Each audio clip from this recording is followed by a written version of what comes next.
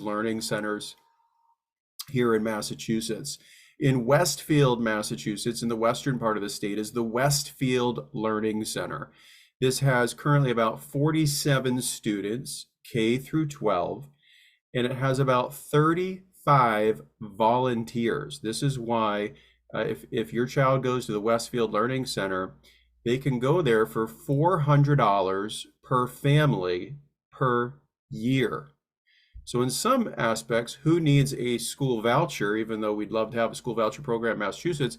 But if the church can fill the need for K-12 education and do it affordably, this really bypasses the legislative hurdles and the financial hurdles so many families face when trying to find an alternative outside of the public school. And also I want to bring up the example of the Grow Learning Center in Worcester, Massachusetts. This is the second largest city in all of New England. The largest Hispanic church has now started a church-based learning center. They started 2 years ago. 2 years ago, they had 3 students. This year, they have 57 students. And next year, they have 150 students interested in their church-based learning center. And they're able to educate pre-K through 12th grade students for $200 or less per month. So those are some of the main some of the main aspects of what church-based learning centers are in Massachusetts. Now, the second question is this: why does Massachusetts need learning centers?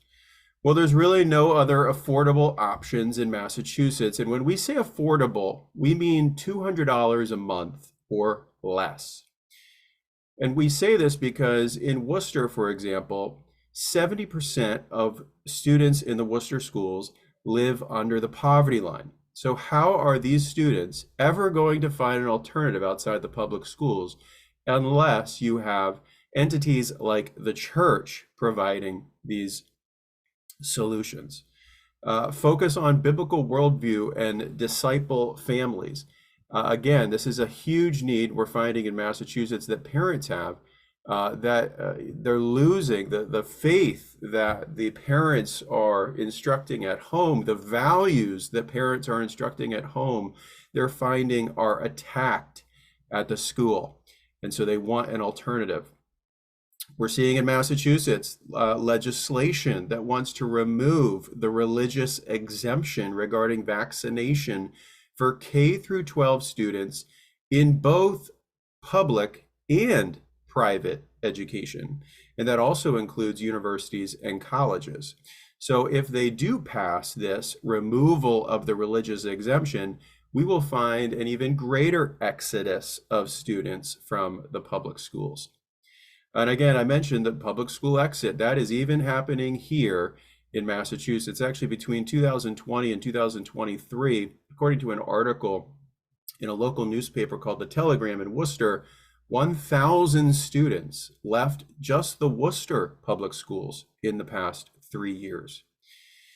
There's also a very high demand in the immigrant population to find alternatives. There is an enormous immigrant church here in Massachusetts, and in many ways, they are leading the effort to find alternative K-12 education through the church in Massachusetts. There's also, as many of you know, I'm sure, if all of you know, that the mental health crisis in our public schools is real, and also the increase in IEPs and children that need extra help. Parents feel at a loss. And what we find with testimonies now coming out of these church-based learning centers is that many times these students are just leaving their IEP at the door because they don't necessarily need it anymore, because the attention that they're given and the loving environment that they feel at the church-based learning center helps them so much. And again, I mentioned the attack on family values, and also the attack on parent and child relationship. Many parents see their kids go to school and somehow they're finding that there's this wall being built between them and their child, because the school is saying one thing, the parent's saying another, and it's causing quite a mess. So why does Massachusetts need learning centers, especially church-based learning centers? For all these reasons and many more. And then the third question I wanted to ask today, or sorry, just to give you further understanding of why some of these parents, all of these parents, are looking for alternatives. And I'll just give you a taste of some of the things they're finding at the public school that they are concerned about. All schools in Massachusetts teach what's called comprehensive sexuality education. And there's 13 harmful elements that parents find in what's called CSE, and I'll go through these rather quickly. But they find that the comprehensive sex education being taught at school is sexualizing children. It's teaching children to consent to sex. It's promoting homosexual, bisexual behavior, promoting sexual pleasure, promoting condom use in inappropriate ways, promoting early sexual autonomy, fails to establish abstinence as the accepted norm, promotes transgender ideology, promotes contraception and abortion to children, promotes peer-to-peer sex ed or sexual rights advocacy, undermines traditional values and belief systems, undermines parents or parental rights, and refers children to harmful resources. And many of these sex ed curriculums that are coming into our schools in Massachusetts come in through organizations like Planned Parenthood, also through the Unitarian Universalist Church, United Church of Christ, and Making Proud Choices, another Planned Parenthood curriculum. This is a grade 8 curriculum called Get Real in Massachusetts, put out by Planned Parenthood.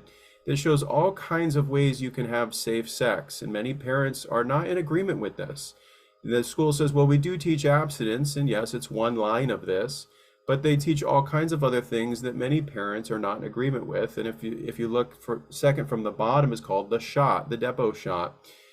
We just learned this is 3 months of birth control that a young lady can get at school with no parental knowledge and no parental consent. And then this is grade 7. Again, different contraceptive offered to children to minors at school. You know, parents are used to seeing the family tree, but now at school they're seeing the sexuality tree in Massachusetts. And this describes many different relationships that, again, a lot of parents would not want their kids exposed to, especially their minor kids exposed to. And then talking about 45 different ways that you can experience various aspects of sexuality that, again, parents would take issue with. And then, of course, you all know about the transgender ideology being preached to children at school in forms of the genderbread person. And again, many parents would claim that this is not medically accurate. That your gender identity is somehow separate from your anatomy, that your anatomy has nothing to do with your gender. This is the gender unicorn found in our preschools in Massachusetts with 5 different spectrums that 4-year-olds can choose from.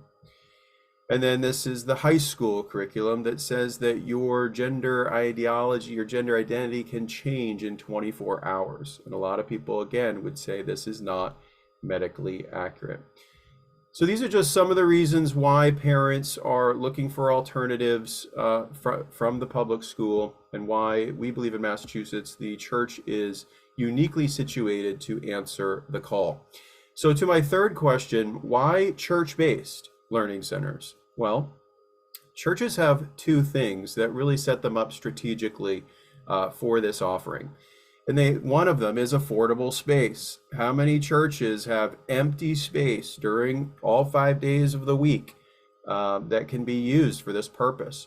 Churches have a volunteer base, not only available licensed teachers, and you don't even need to be a licensed teacher to be a part of a church-based learning center, but just people that, maybe a retired grandparent that has time on their hands, and it wouldn't necessarily be 5 days a week or 4 days a week. Maybe it's 1 day a week. I mentioned the Westfield Learning Center. They have 35 volunteers. So you don't necessarily have to volunteer every day of the week because there's plenty of volunteers there. And it's also sustainable because churches are used to a volunteer type of ministry. And so again, volunteers and affordable space make church-based learning centers very affordable, like the one in Westfield, Massachusetts, which is $400 per family per year. And also, churches have unique First Amendment rights. Many of these church-based learning centers are considered ministries of the church. And these church-based learning centers have less hurdles. They're easier, faster to start. There was a learning center down in Plymouth, Massachusetts, that they found out about this vision on May 1st, 2022, and they had their learning center up and running with 27 students that fall. So 3 or 4 months later, they had everything set up. Churches also get excited about these because they see church growth. What better way to grow your church than K-12 ministry? Historical precedent, when you used to start a church in America, what came with that church? A one-room schoolhouse. And I think we're getting back to that vision of, hey, if I have a church, I should have a school. And then parents just appreciate the church environment. Again, compared to what their kids, the mental health issues, the peer pressure issues, all the issues that come along, the violence at our schools, all kinds of different reasons parents appreciate. Again, these aren't parents that necessarily go to church. These are parents that just appreciate the safe church environment. And then lastly, what does growth look like? Well, we are super excited about growth in Massachusetts with these church-based learning centers. Currently, there's 17 church-based learning centers serving 400 students. Now, this is a drop in the bucket compared to the 915,000 public school students in Massachusetts, but we believe we're just getting started. We had a recent church-based learning center conference called Reclaiming Education, where we had 150 people register from 70 different towns and cities in Massachusetts. Our goal from the conference was to identify 10 more learning centers, and that is exactly what we did. We identified 10 more learning centers that we hope will get started this fall. We at MFI, Massachusetts Family Institute, are excited to be hiring 2 education consultants in the next couple weeks to continue to grow this movement. We're targeting 200 churches right now in Massachusetts. And I say 200 because over the past 8 years, I've had the opportunity to speak behind the pulpit at 200 different churches in Massachusetts, raising the alarm and just educating churches on what's going on in the public school. And so we see those first 200 churches as our immediate audience. And then we are expanding. I just heard this past week, there's a church down in Rhode Island that wants to start a church-based learning center. And then we've developed some very strategic relationships. Some of you might have heard of the Herzog Foundation. Herzog has about over $300 million to spend specifically on Christian education, training up the next generation of Christian educators. And so we are so excited that many of these volunteers, proctors, are not necessarily certified or licensed teachers. Many homeschool moms that have done great work were never licensed or certified teachers, but they still are great teachers. Well, they could still use some training, some professional best-in-class training, and that's what they get from the Herzog Foundation. And again, these trainings that Herzog does are free of charge. All you have to do is get yourself to the venue, and they will pay for your board and also your meals and best-in-class training. And then we have a wonderful budding relationship with the Children's Scholarship Fund.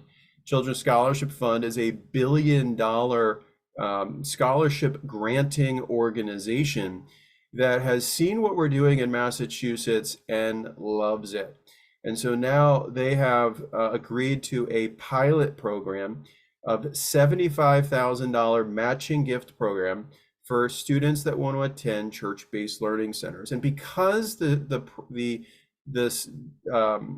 cost of the church-based learning centers is so inexpensive, that $75,000 matched is going to go a long way. And then we're also in recent conversations with the Fellowship of Christian Athletes. This is a national organization that works with students across the nation to develop what they call huddles, these Bible clubs, if you will, but with a sports emphasis.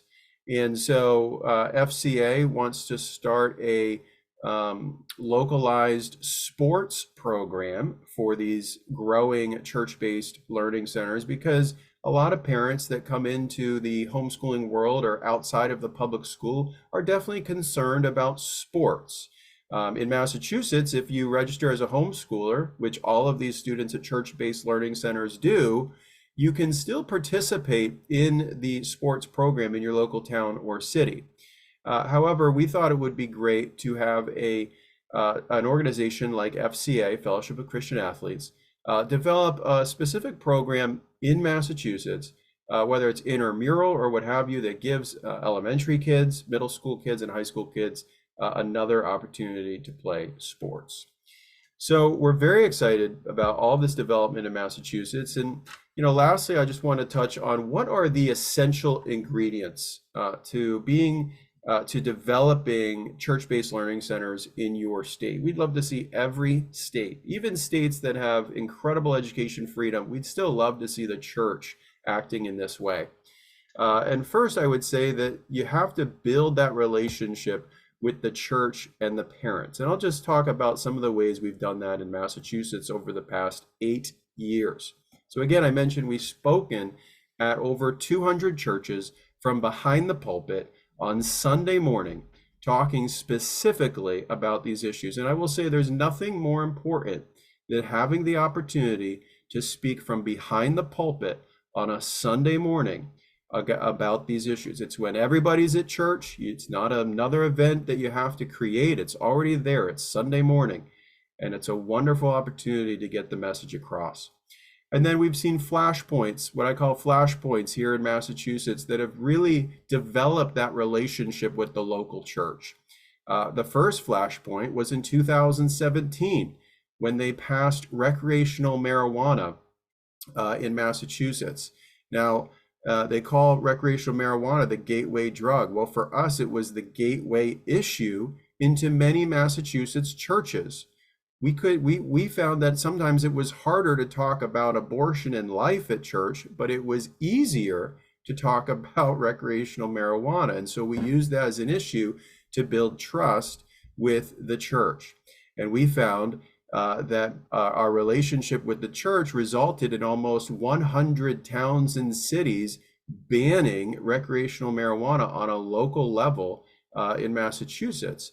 And so the issue really helped us garner some street cred, if you will, with the local churches, as we found success in what we found was an issue that could protect youth, especially from an addiction epidemic. And then the reopening of the church in phase 1 in 2020. This is when governments were not calling churches essential and shutting them down and leaving the pot shop open, leaving the liquor store open, and so forth and so on. And so we went to work in the spring of 2020. We were able to garner 525 signatures from pastors across the state. And we had one brave pastor in Worcester, Massachusetts, sue the governor. And because of that effort, churches in Massachusetts were reopened in phase 1. And again, that probably more than anything we've done built a level of trust between Massachusetts Family Institute and the local church. And then the sex ed opt-out movement. We've been educating parents for years now, 3 or 4 years, about what's going on in sex ed. And now in Worcester again, which is the epicenter of the sex ed opt-out movement in Massachusetts, last fall, almost 4,000 students opted out of sex ed. So this movement has not only built trust between us and the church and parents, but it's also exposed to parents what's going on in the schools and has caused them to want to pursue an alternative. And then I would say, lastly, local First Amendment legal efforts have built trust between us and the church and parents across Massachusetts. And I would encourage anyone to partner with your local family policy council. MFI has a great partner in Virginia that does a lot of First Amendment legal work like we do. And again, this is just another way to build trust between parents and churches. And so many parents and churches now look to MFI to say, what is that alternative solution to the public school? And we have said church-based learning centers. And just to give some color to what I just talked about, because it might, a lot of people think about Massachusetts as this dark place, especially when it comes to the values that we're talking about here this afternoon. But I am here to encourage you that in Massachusetts, according to the Secretary of State's office, there are 8,000 churches in Massachusetts. We are a very churched state.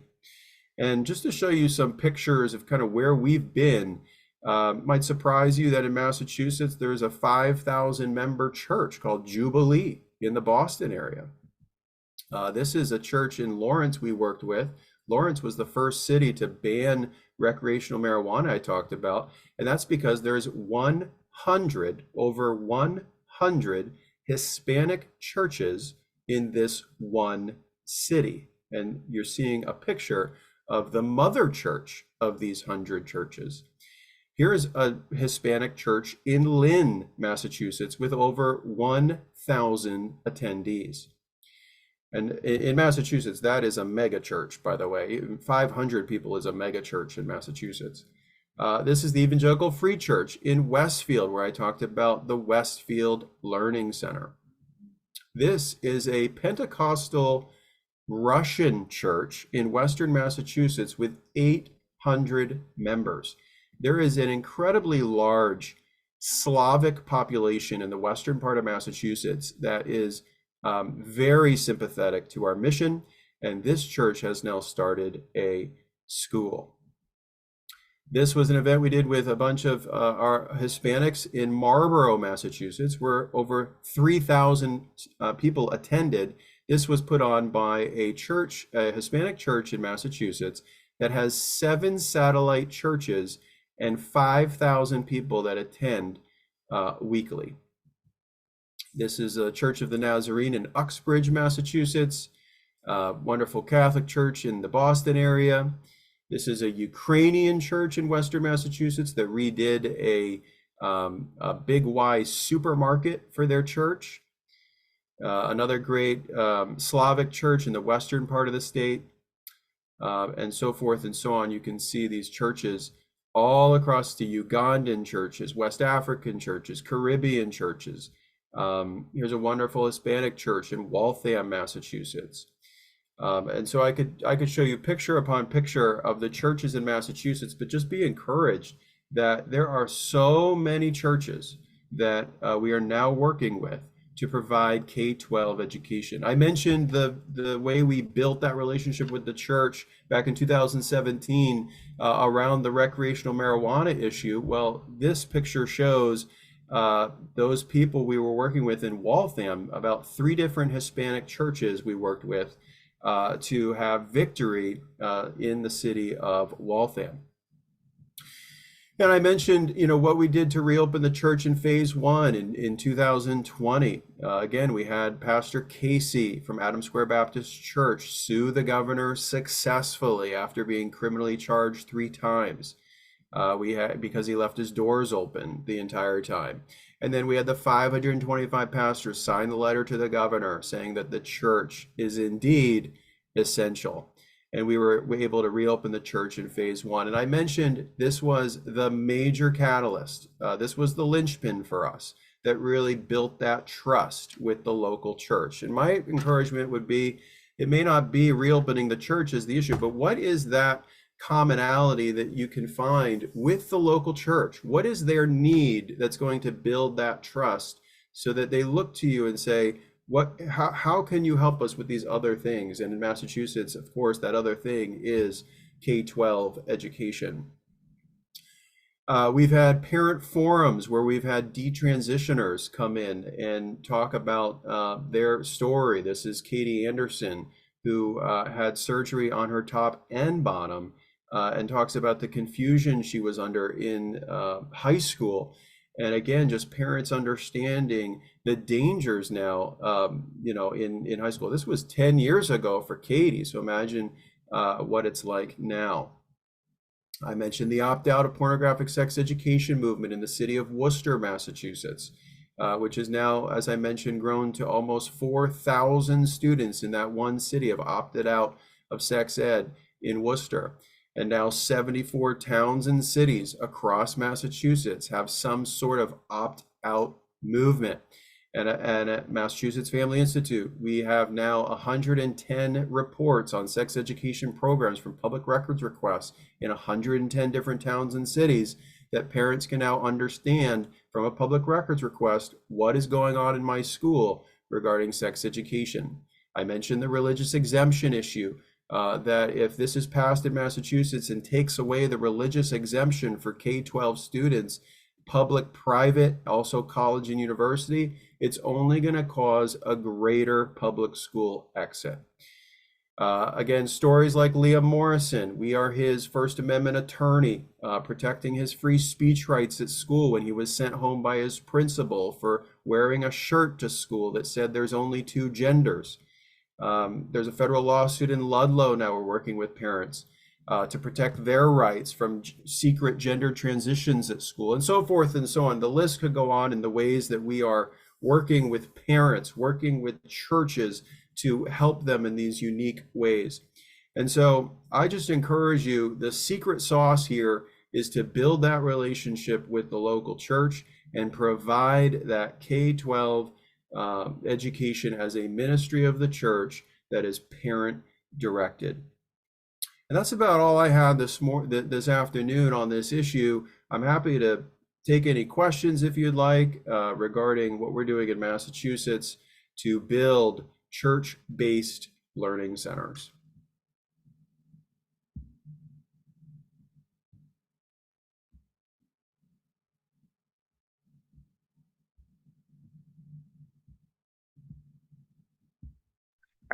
Okay, we'll take just a couple of questions. Michael, thank you very much for all the work you're doing there.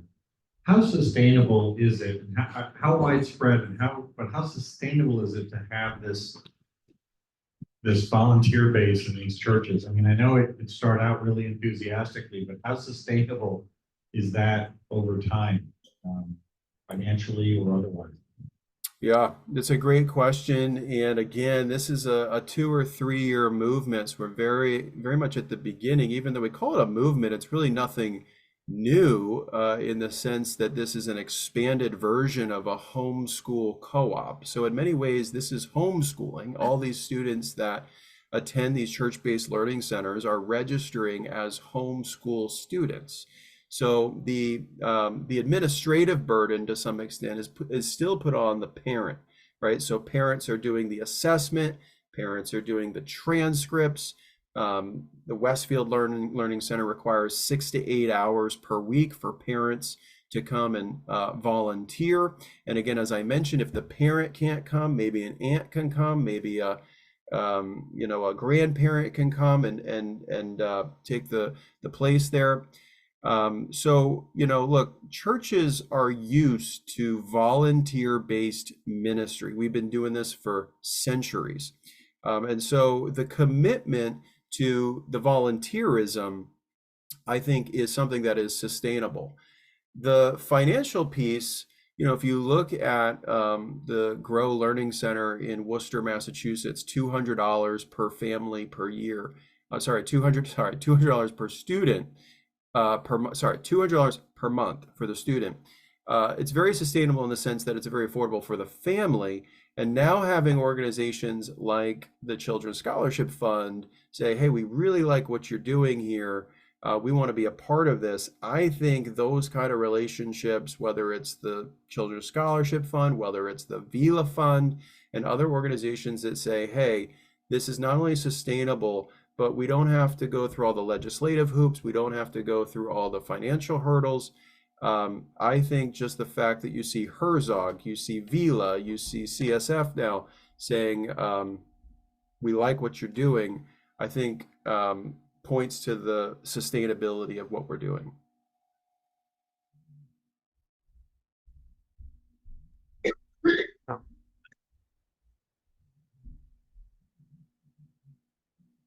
I love what you're doing there in Massachusetts, Michael. And you mentioned the Herzog Foundation, and I just would like to let everyone here know the Herzog Foundation is actually going to be at our homeschool convention next month, June 6th, 7, and 8.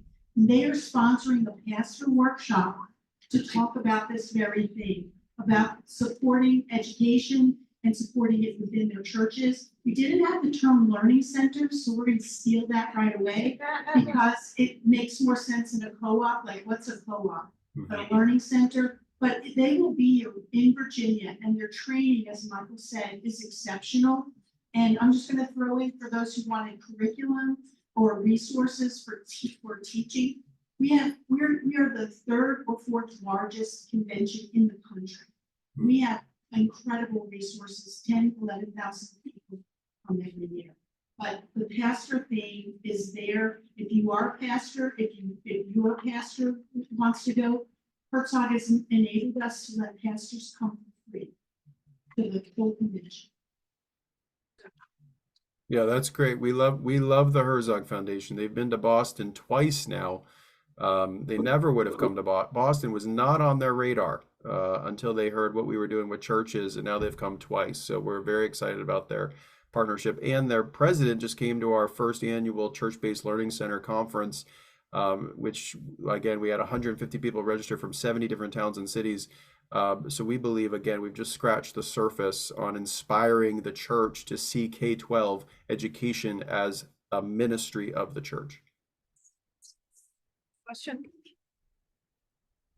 Hey, Michael, it's Craig.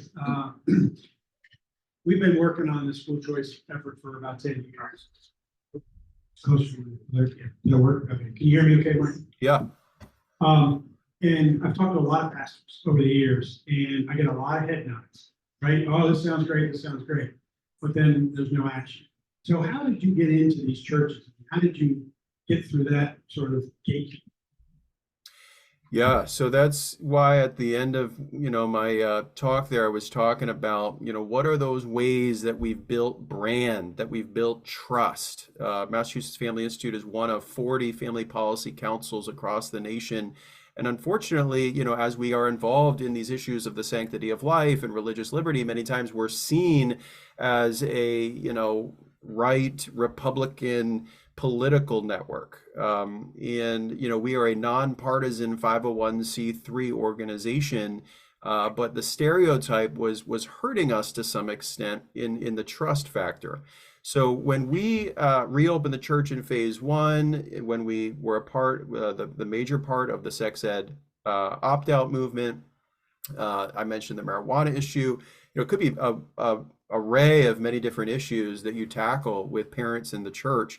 But this has been an 8-year process. I mean, you could say we've started this 2 years ago. So you could say it was a 5 to 6 year process of building that trust. I can't emphasize or I can't overemphasize the importance of being able to get behind a pulpit on a Sunday morning and talk about these issues, especially in our public schools. I mean, 90% of kids in our churches are still attending public schools. So there's definitely a lack of knowledge in what's going on in the schools. And so I think it really has to start there. You have to get into that Sunday morning, service. And that's been really effective for us.